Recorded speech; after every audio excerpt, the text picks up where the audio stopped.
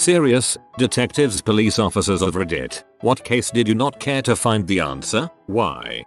I had been alerted to a well-known local philanthropist, turned up dead. These were the days where physician-assisted euthanasia was illegal in most of the developed world. This man, I had known him quite well and he had been suffering from a very serious terminal illness that was going to kill him before his 40th birthday, shattering his family, especially his 2 young children. He was always donating to local charities. He gave a struggling single mother $25,000 at Christmas one year so she could pay off her debts, repair her car, buy food and presents for her children. An autopsy had determined that he had been murdered. Intentional overdose of morphine. The Health Authority and Department of Justice wanted us to investigate and bring the person who essentially murders him to justice. We chalked it up that there was no way we could ever determine who it was that killed him. Years later, his wife sent our department a letter saying she gave her husband the lethal dose to put him out of his misery. I wish I had never known. Sadly, in so many cases, the shooting victim won't tell you at what location he was shot, let alone the circumstances surrounding the shooting. The first part of the investigation often involves disproving the victim's account. Guy says he was shot on 5th Street and walked to the hospital, but you have reports of sounds of gunshots on 15th Street and have video of him being dropped off in an Impala. Many times it's a case of retribution or neighborhood beefs, where an accurate narrative by the victim would require the backstory that he shot the suspect's friend the week before. It's disheartening when the main initial thrust of the shooting investigation is to figure out where it happened and why, and then the victim goes AWOL and provided a bad address and phone number, so then you need to hunt him down to convince him to tell you what really happened. This all takes hours and hours away from investigating lesser crimes where the victims are honest and forthcoming.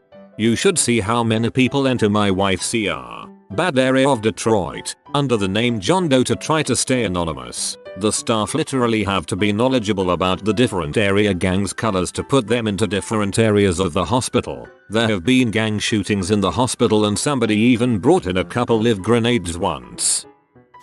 A lady wanted us to come out and investigate because she believes while she was out, 2 people broke into her home and crap in her toilet. Just one of them though, the other was acting as a lookout. Didn't really delve into that one. Child pee is the worst in general. It's one of those things where you want the bad guy to go away, but you really don't care to find the evidence. If you mean in a serious manner of I just don't care if this gets solved, that thought doesn't happen much at all to me. I mean, that is why I got into the profession after all. To solve stuff and generally make people feel secure in their lives. Now, when people want to really report silly things as crimes, such as your house getting toilet papered, then yes, I don't care. Now, if you mean cases which definitely need to be solved and yet you don't want to know the real truth in the back of your mind just because you feel you may be disturbed, well there are plenty of those I suppose. The one I was most closely involved with being a 30-ish-year-old man who murdered a 14-year-old girl whom he had slept with, statutory RP, so that she would not testify against him in their upcoming trial. Such things happen, I guess. But the knowledge of how the actual murder went down was somewhat disturbing. Also, I did the perp walk of actually handcuffing him and taking him down to the jail. At the time we were arresting him for a small outstanding warrant and didn't technically know he murdered her, but examining his demeanor, looking at a large suspicious bruise on his arm, making small talk with him so he felt comfortable and didn't stop talking to us, etc. That still strikes me as a bit surreal looking back. I've had other things which, in hindsight, I question if what I did was the best thing based on the results. For instance, searching for a suicidal man, which ultimately led to him being in a standoff with a SWAT team, pulling a gun on them, and being killed. Maybe if we had just dropped it since he was no longer in our city, he would have shaken it off and come home. Or maybe he would have gone inside the business he was sitting at and started shooting people to do a suicide by cop. Never know. Last week a woman called 911 to report that the wind was loud and making too much noise. She wanted us to find out why it was so loud and if we could turn down the volume of the wind, added to better suit the post. We are often, if not always, dispatched to rescue calls depending on the severity type, due to the fact that we are closer than FD. Responded to a 4-year-old who was unconscious and vomiting. Without getting into the details, it didn't take long after my arrival to realize it was a cover-up. My partner and I already knew where this incident was headed, but you keep your head down and try and do the job without getting emotional. Mother and father were both adamantly lying that the child had just eaten some junk food and had gone to sleep before he started vomiting. Without getting into the details, investigation revealed that the father was mad at the child for eating some junk food. So he grabbed the child by the ankles and swung him around the house into furniture all over the home, nearly killing him. It's one of those cases that you don't want to investigate, because you know ahead of time what the outcome is going to be, how bad it's going to get. Large city police officer here. Every day there are jobs we get that we don't really care about. Most people would be surprised if we said we found stolen cars and returned them to the owner without much investigation afterwards. Most retail thefts in the city are reported and receive no further investigation. If all the store has is a short video of a dude wearing a hoodie walking out a store with $40 worth of merchandise, there's not going to be much investigating. A retail theft will never be a big city priority. Vandalism. Unless there is a video of it, we personally witness it, or we get a confession we can't arrest. We just take the report and refer them elsewhere. The only reason my stepdad's car was found 12 years after it was stolen was because someone had died in the backseat and the car was still registered in his name.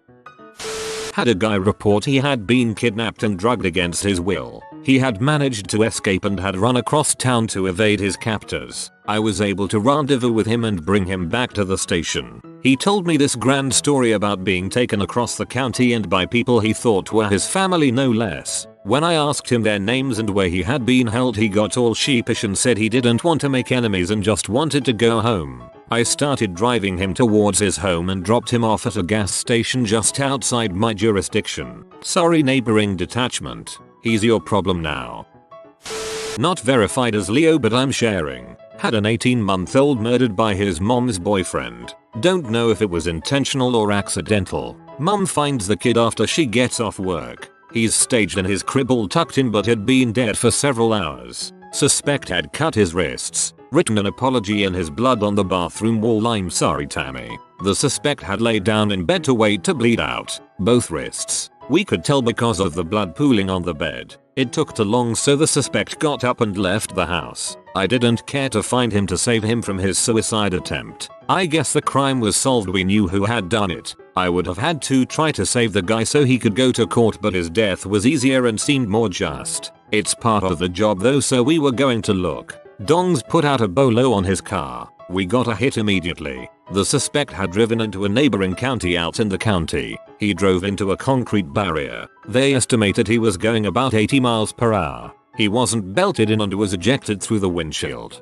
The vehicle rolled and landed on him. The coroner couldn't tell which impact killed him. This was some years ago. The guys on the case all got Grand Cordon awards. I wear the ribbon on my class A's. We didn't do anything though, really. It's just a reminder of how fricked up it gets. I still remember the kid's full name, his mother's name. I remember my sergeant saying, "The victim hasn't been down long, he's got a full belly," while I hooked up an ED and my partner did CPR. I remember thinking, he's not full, his stomach is distended, he's been down too long, while we tried to save a dead child. That is the time I didn't want to find a suspect. Ex-cop, NSW, Australia, 7 years. I really never wanted to find the answer to 2 particular murders in my area. 2 known sexual offenders were killed in the space of 8 weeks. One was a rock spider, pedophile. The other used to drug women. The 2 issues were unrelated. Only one of the alleged offenders was caught. Also a scumbag 1%. He was released after a week due to lack of evidence. I know it's bad to wish death on people, but these 2 blokes were just rancid. As a cop, it was my job to find the offenders, but as a human I had no interest in solving the issue at all. Luckily I was never in charge of the investigations. I was a corrections officer and we worked with the police on an almost daily basis. We'd get to chatting and I found, in my experience, cops hated car chases, they hated domestic disputes, but most of all, they hated suicides. I don't think I know a cop who doesn't have a suicide story where they can actually tell the whole thing. Being a cop, and a prison CO, puts you into contact with some of the lowest forms of human life. People for whom you couldn't shed a tear, but it's the innocent people, the victims of car accidents, suicides and families of victims that really bother us. As a CO, I had a little old lady who take a 4-hour bus ride to come to the prison to speak with her nephew. He was a real piece of crap, but she'd knit him sweaters, show him the sweaters and say, "I'll put this in the drawer for when you get out." She'd bring him food, which he could eat, and they'd talk and one of the COs would drive her back to the bus station. She broke my heart. It's always the people left behind or those suffering that really get to us. Anything involving a naked person, man or woman, it's never a fun time. Drugs, mental illness, poo flinging. Kids, anything involving kids. The case of why I got fired. A co-worker of mine had done something wrong. Nothing horrible, but a mere stupid mistake. I was there at the time, but I did not care. I told him to pay better attention next time and be done with it, but my superiors did not agree. They wanted him gone, so they ordered me to make the facts worse than they actually were. I was supposed to lie for them. I refused on the spot, and they told me that can't harm my career. I said I did not care, and that officers from the Royal Army should not behave in such a way. Before I knew it, they found someone else that lied about what he did, and about what I did. As we had no way of disproving what they told people we did, we both got fired without honors. It was done publicly, stripped of rank and honors. We both laughed and walked away, said this is not the kind of people we wanted to work for in the first place, and that they could go and frick themselves. We were both military police officers. I got a new job shortly after that and made almost twice the money I did there. Best decision of my life, and I have no regrets for not putting in a false statement. So I decided not to press charges, because we had no way of proving we did not do the things they claimed we did. H with a nasty attitude screamed at me for 15 minutes about how a check one of her less scrupulous clients had given her had bounced, considering she didn't know who he was or where we could find him, and we weren't about to set up 24/7 surveillance to identify her John. We told her in no certain terms to next time, take cash. I hate SIDS. I have had to deal with a few of those in my time as an MP. Car chases are awesome the first time. After that you realize how freaking stupid they are. Also, one time I had to pick up a soldier who had shot his team leader and a friend in Iraq, Afghanistan. It was about a 10-minute drive from where I picked him up. I didn't say anything. I felt if I did I would get too emotional towards him on his actions, so I just kept my mouth shut. I heard once that most thieves will rely on the fact that the general populace believes that somebody else will intervene. From shoplifting to kidnapping, most people who witness a crime will hope somebody else saw it and did something. Personally, I rely on a thief's paranoia that I'm the dude who did. I saw it, I said something, and I will remember. So go ahead and make a scene, dude. I might lose my job, but you stand a chance at losing a little bit more. I'll have plenty of other jobs, but you will only have so many chances. That being said, I once helped these store detectives stop a guy who, once they got him to the back office, had stolen 2 quarts of motor oil and some baby formula. He broke down crying, saying he had a job interview the following Monday and his baby was hungry, and he had to make that interview come heck or high water. We gathered in a room without him and discussed it. Decided to let him go. I think my supervisor even bought the stuff for him. Or maybe I just want to remember it that way. Not one case or anything, but I would pay a lot of money to get rid of domestic violence if I could, and if I had a lot of money. Some of my worst memories of my time as an officer have to do with those calls. My uncle was a cop in Florida in the 90s. They were finding dead kids in by the interstate for maybe 5 years or so before my uncle retired. No suspects, kids abducted within 100 miles or so. At the peak, it'd be one body every 2 months. But usually they found to a year. Never been solved. After he retired, evidence photos in some of those cases got destroyed in a flood. For like 10 years after Uncle's retirement, his department would call him when a similar case came through so he'd reproduce the details for them. He stopped responding to those requests at some point, said he wants to live the rest of his life without seeing another dead child. You have been spotted by the money pigeon. Comment gimme and he will bless you with good fortune. If you are new to the channel, you can subscribe. I publish new videos every day. Until then, check another video, or don't. Either way, Have a great day, you magnificent people.